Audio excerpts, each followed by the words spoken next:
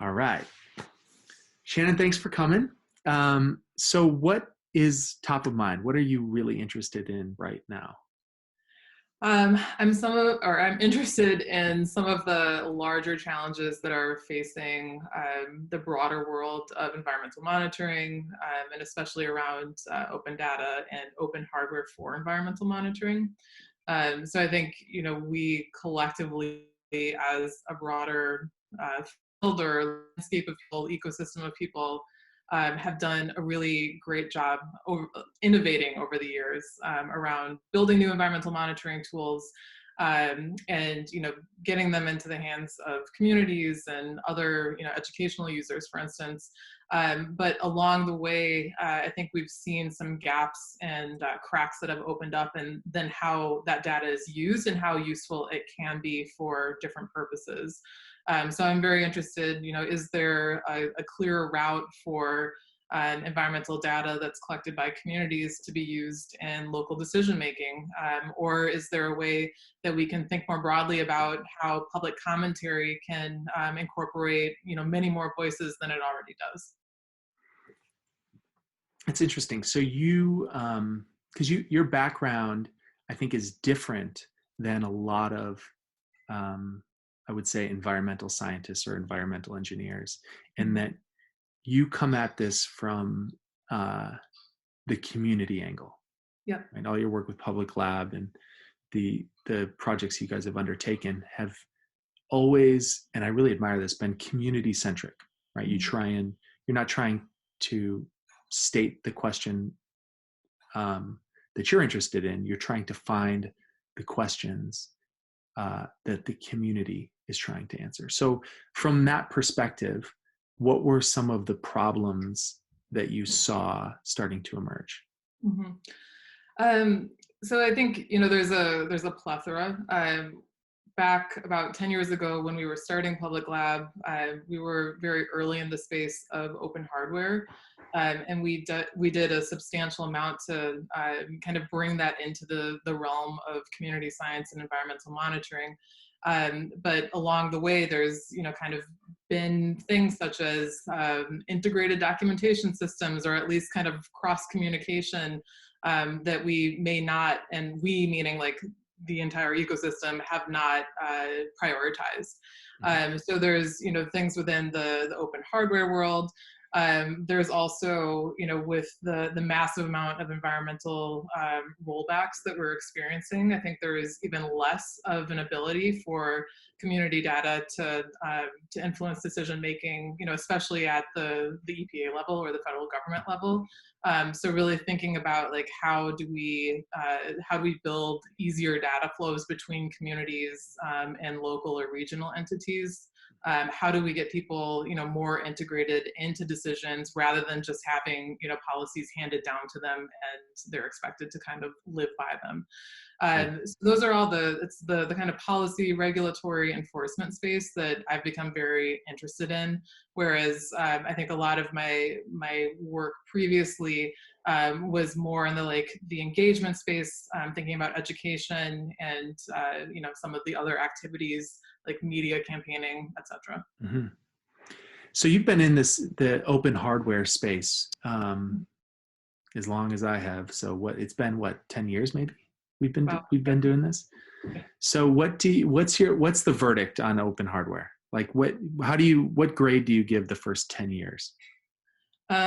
Exciting, the exciting grade, I think. I think there's a lot of possibility, and it's actually, right now during the pandemic that I think we're really starting to see a lot of the promise around what open anything, but also open hardware can do. And it's also kind of like a good exemplar of, but we also then need the policies and the regulations on how open hardware is used during something like a pandemic to catch up with that. So I think we have, as a big or a big and growing global community, there is a lot of room to try out new models and to really kind of like constructively think about where we're heading together. About 4 or 5 years ago, the Gathering for Open Science Hardware, the GOSH community, did a Mhm. roadmap. And I think much of it still kind of holds true today. And we need to kind of Hmm. start ticking off some of the boxes as we reach towards what that roadmap was determining around ubiquity in 2025. So the GOSH was the Gathering for Open Science Hardware.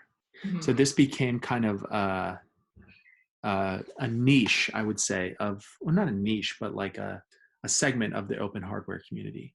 Yeah, and really focused on recognizing, some of the unique challenges that when you're building hardware for science or for medical practice, or that has to be calibrated and verified in specific ways for environmental monitoring, challenges to that. And it was kind of a segment to get at some of those issues. Yeah. It's interesting. I just finished Paula Stevens' book, How Economics Shapes Science. And it's a fantastic read about all of the different incentives and costs. And it's a really kind of illuminating and sober look at science, looking at it through that economic lens. Highly recommend it. But one of the interesting things um, that kind of was not addressed in there was the cost of tools. Mm-hmm. And I think that's something that you've been a real advocate for. What, and this kind of gets to the Gathering on Open Science Hardware. Um, where where do you think it's going in the next 5 or 10 years? Where do you think these kind of low cost tools for science, where's it headed?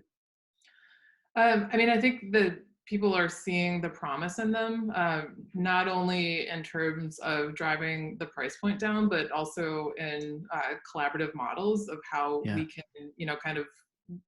Sometimes it means slowing down when you're doing these mass collaborations, but it's that whole thing about like then you go farther. I do think that that is something that we're seeing is that it's presenting so many opportunities, especially in places outside of the United States and Europe, for these kind of collaborative endeavors, for doing more experimentation, for doing it even more rapidly at points. So correct me if I'm wrong, but what seems to me you're kind of at a transition point. So you've spent the last 10 years, I think, pioneering this model of community science where you actually try and coax questions out from the community rather than imposing them, and you equip them and you give them agency and tools to ask their own questions and to find their own answers. And now you're kind of shifting your focus to all of this kind of broader community of folks who have been thinking along those community science lines and saying, okay, here's another community of folks, and now I want to help them answer their questions, which kind of, so it's almost like you're leveling up, like you're answering some of these meta questions. Is that a fair characterization? How do you define it? I mean, I think public lab started at it was an interesting time, where like crowdsourcing was becoming really popular, crisis mapping, all of those things. And so there was a really like eager intent of people to build out the models like public lab. So, that's a global community effort that came together to say, we can actually do things differently, and we can restructure the way that we engage in our different environments and the places that we care about. And so, yeah, for me, it's I personally spent a lot of time thinking about like what those structures look like, then building public lab as an organization, supporting in the community piece. And now it's time for me to start thinking about some of the challenges that have more broadly opened up, because we have lots of projects, lots of community science groups Right. projects, open hardware, environmental sensor projects. Right. Is really, really exciting. And I want to personally think more about the infrastructure and how we're all working in concert. That's awesome. Okay, cool. So you're still like, I mean, you're how long have you been working on this new initiative? Three Uh, months, 6 months? I mean, like May. Okay, so you're just getting So started. maybe Okay, April. cool. Awesome. Well, can we do the research mode portion of the interview? I'd love to see like your view into the world and how you kind of evaluate the landscape and try to get to the bottom of some of these questions. Great. Mind? Okay. So I do have some tabs open. Okay, Um, cool. but maybe I'll just quickly start before I screen share. I have a Sure. stack of books, and I just wanted to Yeah. kind of show the breadth. And I'm not a researcher, so I just like I don't qualify myself as a researcher, but I go through, I think the you are, by the way. Okay. I think you definitely are. If you're publishing papers, you're on the front lines of something that people are learning about. I definitely think you're a researcher. Thank you. And I think I just wanted to show you kind of the breadth of what I am interested in. And a lot of this is from, with my colleague at the Open Environmental Data Project, just finished a series of about 40 conversations with people. And, somebody would be like, oh, have you read this book? Have you read this perspective? And so kind of like very tangibly, there's things like environmental law in a nutshell, like that simple thing. Okay. But there's also The Ecology of Commerce, Race After Technology by Ruha Benjamin. Um, things such as Design for the Pluriverse. And then What's the design for the pluriverse? I haven't read it yet. Radical Interdependence, Autonomy, and the Making of Worlds. A colleague of mine who is a social scientist recommended it. So, Okay. All right. um, I also think it's really important to read fiction as you go, like just to Yeah. keep your mind kind of creative and thinking about like different possibilities and like what the future is going to look like. So this is my current favorite. What's the title? The City We Became? I think we became N.K. Jemisin, amazing. Okay. All right. Uh, and then also like things that are topically relevant, so I'm like staying on top of things with Standing Rock, for instance. So this is a book that I have in my docket, making very intentional effort not to be too US centric. So what do science, technology, and innovation mean from Africa is one that I have. And then also one of the ones that I'm slowly moving through right now is data feminism. So thinking about data in different ways, but hopefully ways that become more popularized. So that's kind of like, it's important, I think, to think very concretely about the topics you're dealing with, but then also be able to add in those kind of creative perspectives and make sure that you're staying up with the literature on movements and everything. So awesome. So when yeah. you're reading, do you mark things up? Do you have like bibliophilia? Are you writing marginalia? Are you I'm doing like all a of that? person, and Sticky notes. Okay. yeah, I mean, yeah. I mean, you can kind of see my wall right here, so I keep a lot of notes all the time. And my mom, when I was little, I'd be like, Mom, I'm bored. And she'd be like, go make a list. And so it has forever been, the way that I kind of process how I get through time and how I get through structuring and whatnot. So Okay, so those notes, I want to dig into the notes a little bit. So are those notes that come up from the reading or just other ideas you want to make sure you don't forget? Is it a Kanban board? How are you? it's kind of a combination. So sometimes it's like, here's all the different projects that you're working on, so I don't Yeah. forget and like Mm-hmm. leave one of them behind. Yeah. To like, oh, this is a topic I want to come back and write about. To I need to make sure that I like find this article, somewhere down the line. Yeah. That's kind of the way that I approach it. And in grad school, I was very much a like underline, highlight, and it would just be an entire book of underlines and highlights because Yeah. things would be fascinating. So I've sort of Yeah. moved away from doing that, and that's really where my like pen and paper, notebook comes into play. So Is writing notes out there. so that's the master notebook. So do you just keep that? Do you do that for all of your interviews, or is that just for book reading? It's primarily, I think, so writing is a way for me to process and Sure. really like make ideas concrete, like handwriting. Yeah. So when I'm like getting deep into a subject matter, that's how I kind of like get things, into more concrete form for myself. But a So lot, like when I'm talking to people, sometimes it also just is like massive documents of, notes and whatnot. So, Okay, cool. All right, awesome. then I can share my screen if you'd like. I'd love to, yeah. See. So one of the things that I have been working on, like I said, so can you see that? Yep. Okay. I'm gonna go over here. So we have been going through this whole series of interviews, and this was a document that we used kind of to introduce people to the ideas that we were trying to address in this new project. So just kind of jotting out some of the initial questions that kind of brought us to the broader thinking behind this. Uh, and then my colleague Elizabeth Tyson wrote a intro post on how we're actually going through defining the problem statements in this blog post called Defining the Cracks in the Open Environmental Data Ecosystem. Right. Did you guys write that together in Google Docs first? Like I saw the other one was a Google Doc. So you guys do the kind of collaborative writing, or?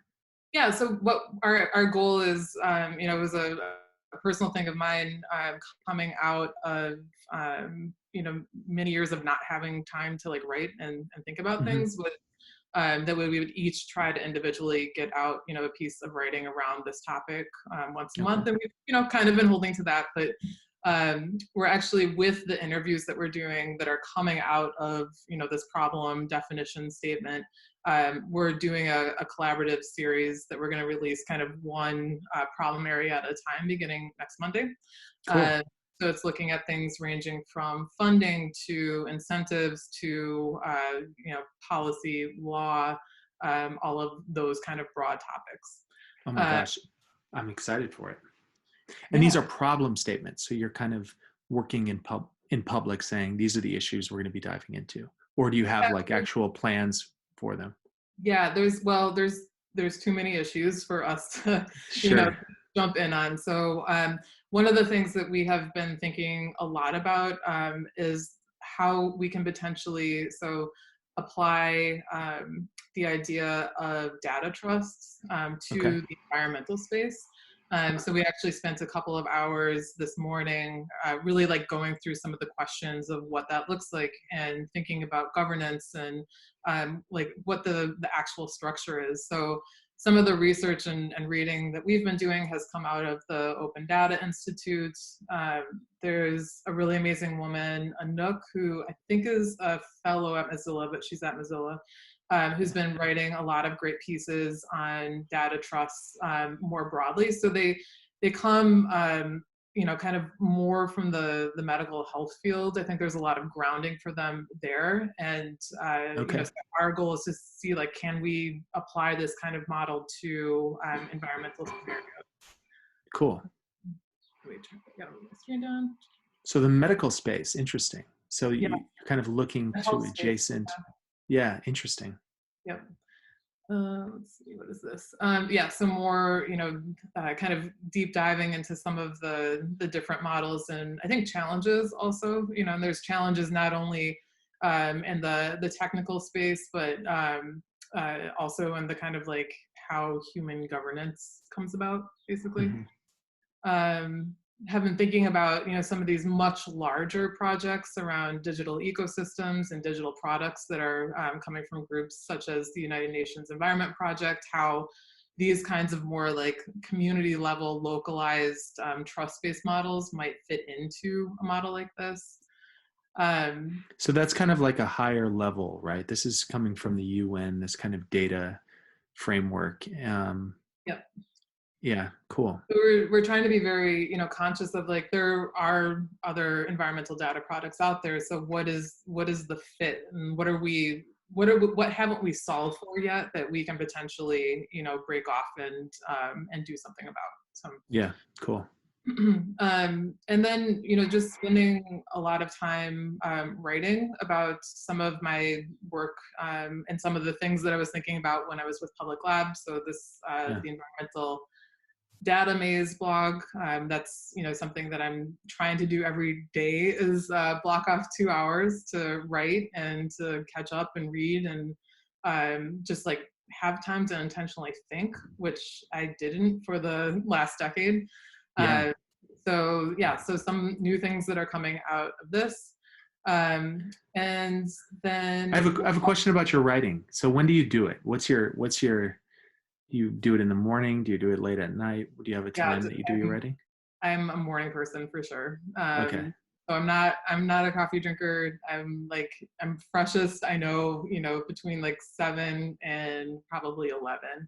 Okay. Uh, so I always like anything that takes considerable kind of like brain activity and moving through things. I try to do as early as possible. So is this more writing that you're doing research for, or is it more Um, just trying to get down all the stuff you yeah, learned over the past 10 years and then yeah, work trying to backwards from there? yeah, it's trying to synthesize. So some of the writing that I'm doing is trying to synthesize like things that I've learned that I just never got to put on paper. Okay. The series that we have coming out on Monday, so the 7-day series of kind of defining the problem space is based on conversations and based on additional research that we've done on the topics. Okay. So it's really like a mixed grouping.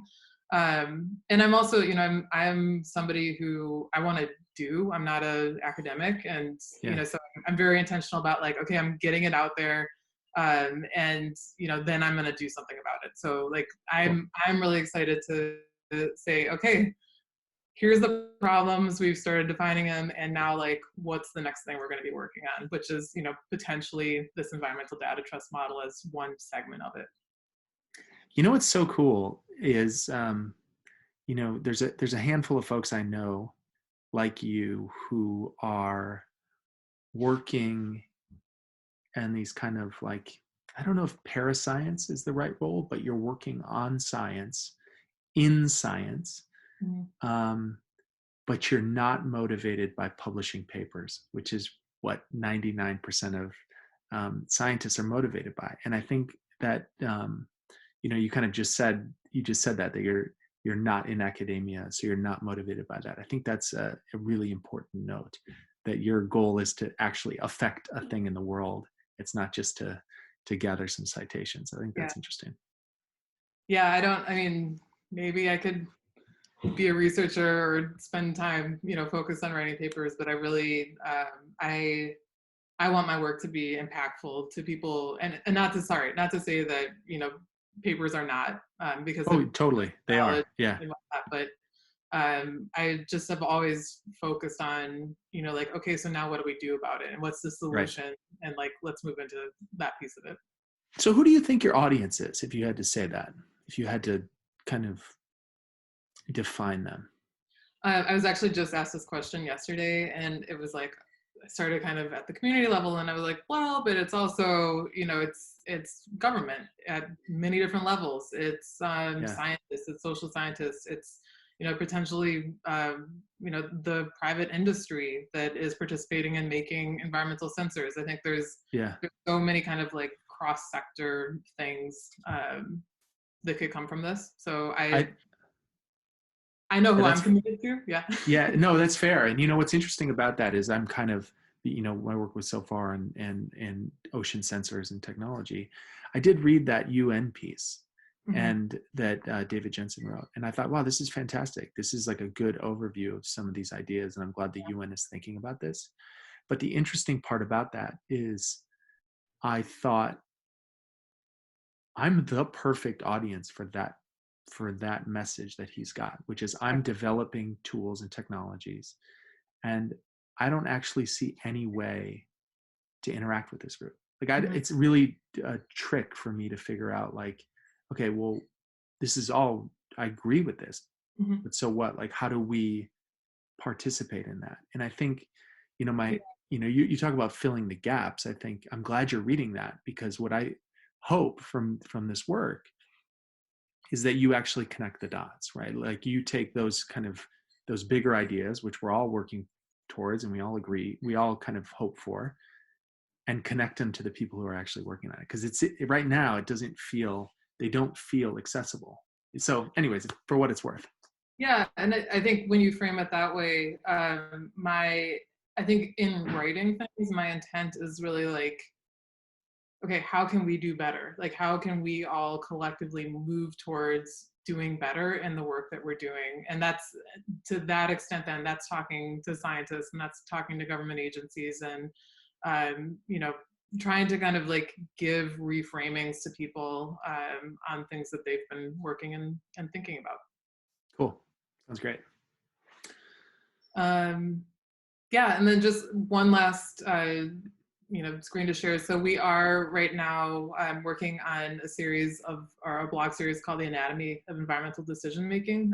So Mm-hmm. this is really, intentionally recognizing that we are based in the United States, and as many environmental wrongdoings and ills that we have, there are many, many differences in other places across the world. And so we're trying to put together kind of a comprehensive look at how that decision making happens in different places, with the recognition that, much of our initial work is starting in the United States. Cool. Yeah. And So I will. how do you get surprised? How do you get new ideas? Like what's your serendipity engine and machine? Um, Unfortunately, I've gotten in this pattern that is now a decade old. That's I usually wake up about like 3 o'clock in the morning, Hmm. and between 3 to 4:30, I lay awake and I think about everything. Hmm. And I've tried to shift that, where it's like, um, can you do that at 5 o'clock? And after Yeah. you've like done what you need to do for the day, and it really is like the deep night is when I start thinking about things, and things become much more like coherent for me, I think so. Okay. Cool. Fair Um, enough. but Fair also enough. trying to be, we all try to do this, but like much more centered on like take a break, because that's where you're gonna get creativity back, Yeah. uh, rather than the kind of like constant grind of just like being in the daily doing of things. Cool. That sounds great. Anything else you want to show me? Yeah, I'm gonna go Cool. ahead and stop sharing. All right. Cool. All right. Well, that was really cool. Thanks for the tour. So my last question for you is, what's your big idea? You have 5 minutes with the president of the National Academy of Sciences. What's your big idea to make science better? Um, Maybe not one that's going to be listened to at the moment, but I think if we are really going to have kind of a reawakening to the beauty and the curiosity, as you mentioned before, of science, that we need to really shift what power looks like in the sciences. And that's everything from, the high value of peer-reviewed publishing that's completely inaccessible to many people, to just thinking about like, what is the overall intent of science, and how can we get more people with different perspectives, that have traditionally been excluded, involved, in the scientific apparatus. And I think seeing those kind of power shifts is starting to happen in Mm-hmm. an interesting way. And some of it is coming through this like interest, this kind of newfound interest under COVID and Mm-hmm. open practices. Some of it is coming through, the Black Lives Matter movement, which has started, over the last couple, or not started, but has had like a big surge over the last couple of months.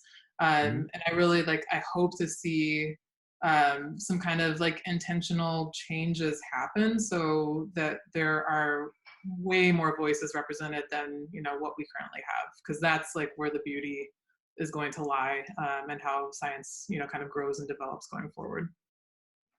Well, here. I like it.